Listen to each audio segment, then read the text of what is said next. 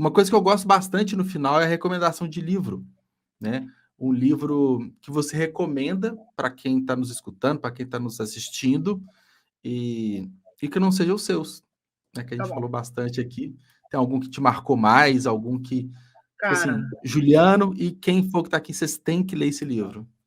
cara, vou recomendar o próprio Thiago Cabral, que estava aí com a gente. Ele tem um livro Ah, legal. de detetive chamado. Eu sempre troco o nome do livro, mas é sobre cafés e cigarros. Que o livro, Legal. o livro é escrito naquele ritmo brainstorm, então ele é pura emoção e paulada. Uhum. Qualquer livro da Lu Ainzala, que para mim é a mãe do afrofuturismo brasileiro. Uhum. Qualquer livro do Fábio Cabral, também, que é Sim. outro cara maravilhoso do afrofuturismo. O Último Ancestral, do Ale Santos, que acabou de sair pela HarperCollins. Legal. E o livro da Sandra Menezes, que eu vou pedir 1 milhão de desculpas para ela, se ela estiver me assistindo, Sandra, mas é um livro afrofuturista também. E é o primeiro romance afrofuturismo escrito por uma brasileira, se eu não me engano. Legal.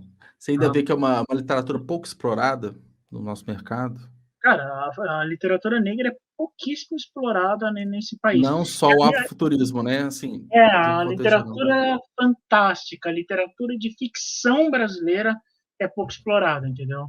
Uhum. Então a Aí a gente tem. gente reduz mais ainda para uma literatura negra, né? Entendeu? Então, assim, o Brasil, eu estava conversando isso com, acho que com a Alê Santos uns meses atrás. O Brasil ele tem um problema de que a literatura de fantasia não é valorizada nesse país por uma questão racista.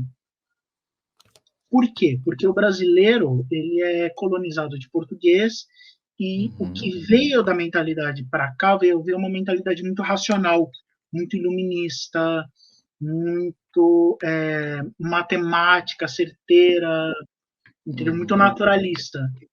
Então não sobrou espaço na nossa sociedade, no mercado editorial, para obras de fantasia.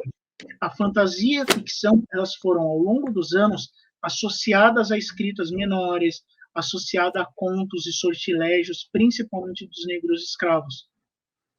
Mesmo a fantasia tolkieniana, essas outras Sim. fantasias mais fantasia fantástica. A Então, gente sempre foi sabotado da nossa cultura, né? Então, por botaram da cultura. mais que haviam intenções, criações, nunca ganharam vida por esse comportamento de autossabotagem. Exato. Então a gente até tem umas coisas meio malucas do Machado de Assis, mas ele ainda é muito realista, ele ainda é muito Sim. social. A gente tem o Liba Barreto. Eu estou tentando lembrar o nome de uma outra autora. Enfim, a gente tem os parnasianos. A gente tem uma galera que às vezes fala de sonhos e tal, mas ainda é num viés muito Freud, muito psicanalista, muito. Se a gente pegar a Olha, literatura clássica nossa, nacional, a gente não tem fantasia, não tem ficção. Assim, tem o ficção. Guarani, que é, Mas que é uma é, ópera realista. no fundo é. Ele Mas inventa assim. o superíndio, mas ele é realista.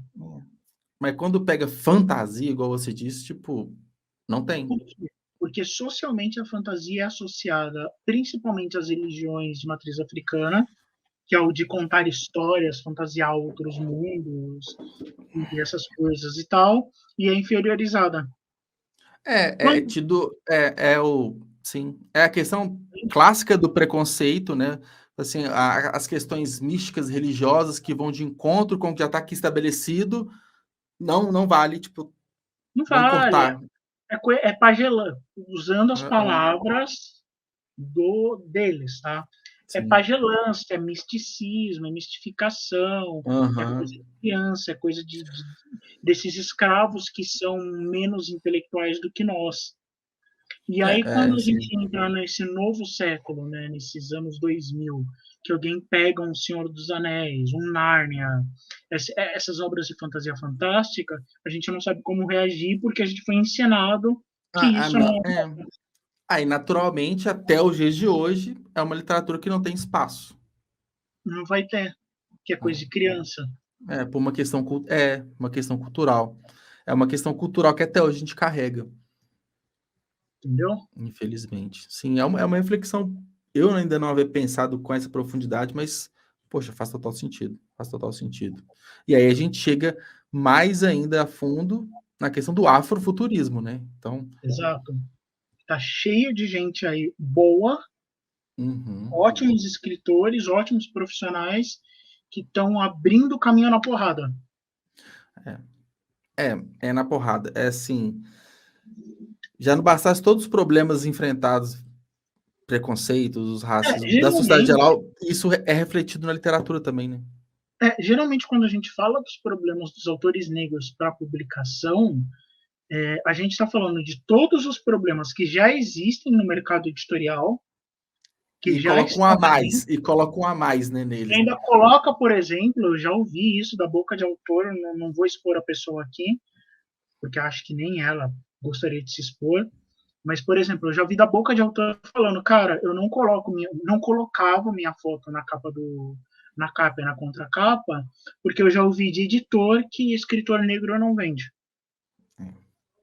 E Já isso é ouvi, algo, isso é já algo ouvi, tão. já ouvi de agente literário que as editoras não compram livros de autores negros. Aí a gente vai cair naquela discussão sobre o mercado editorial de novo, e eu vou te Sim. falar, cara, você sabia que 90% dos autores do Brasil são homens brancos, cis héteros, acima dos 40 Uhum. anos? E aí vou te dar um monte de outros números sobre o amadorismo do mercado editorial brasileiro, que É. não é diverso, não é inclusivo. Não, isso aí é escancaradamente não é. Porque a gente vê. Aí é qual o ponto? Porque quando tem uma pessoa se destacando, um livro, uma obra, é igual você falou, é na porrada. É na base de muita dor, sofrimento para conseguir algo. Não é algo natural, comum e corriqueiro. Não é, Não, não de é. longe. E pior que não tem nenhuma razão para ser. Exatamente. Não, Desculpa, é um não simples tem nenhuma preconceito. razão, não, desculpa, me expressei errado. Não há nenhuma razão para não ser. Devia ser normal. Mas aí é o preconceito, né? É uma forma, quase não, uma forma escancarada. Igual você falou, você escutou de editores, pessoas falando que não publica o autor negro. Não tem É outra palavra racismo. para isso. Não tem outra É palavra para isso. racismo. Não falou que a obra é ruim, que ele está inexperiente. Não, é por uma questão racial.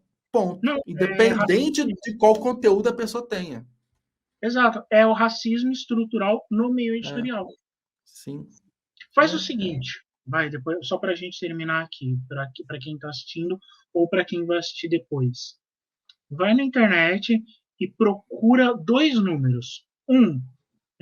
Editores-chefes ou editoras-chefes negros do Brasil. 2.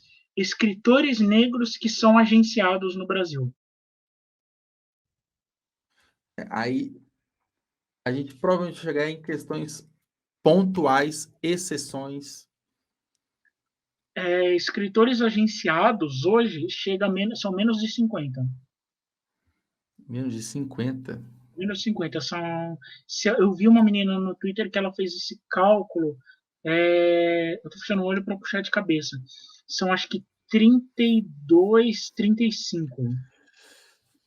Não, então, Autores. então bem menos que 50, né? Bem menos que 50, que você falou que já era um número Não. bem absurdo.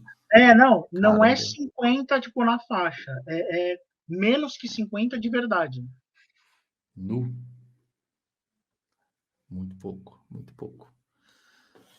Para onde, Não, onde esse mercado está indo? não, sendo bem sincero, é um número assim. Pensando, como a gente falou, população brasileira. Gente, a gente tem milhares de editoras, literalmente. E você não tem milhares e milhares e milhares de escritores negros publicados por seja qual for editor e agenciado por qualquer que seja a pessoa. Assim, agora se a gente for começar a entrar na estrutura racista do mercado editorial, essa live vai até 11 horas da noite. Sim. Mas aí, Olga, que eu gosto bastante assim, porque todos os convidados a gente sempre tem margem para falar mais, mas acho que tem uma questão de tempo e eu penso muito numa questão de próxima oportunidade, que a gente até direciona para algum assunto que ele pode não ser, negócio de falar de uma forma múltipla aqui, né, de assuntos, a gente pode pegar uma temática específica e explorar a fundo, porque eu acho que um dos objetivos, assim, também, dessa troca de ideias, muitas vezes é a provocação, não é? Nem tudo são flores, tem muitos problemas no mercado, eles devem ser falados, eles devem ser expostos, porque é aí que a gente começa a criar um movimentozinho ali de mudança, de Exato. impacto de mudança.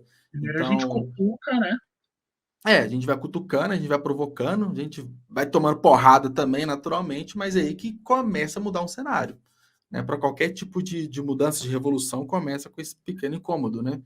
E eu vou até compartilhar com você no particular, até outros formatos, outras ideias do podcast, que eu acho que pode ser bem interessante para essa temática final que a gente tem falado, assim, desse racismo estrutural, mais especificamente no mercado do livro, editorial.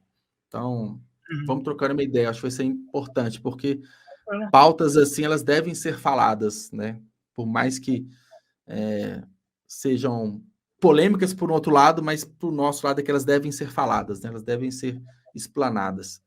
Então, sim, eu queria muito agradecer assim, o papo, acho que foi super rico, né? A gente falou de vários aspectos, fiquei assim, bem surpreso positivamente com a nossa conversa. Assim, adorei. Muito obrigado mesmo. estamos aqui para isso. Que bom.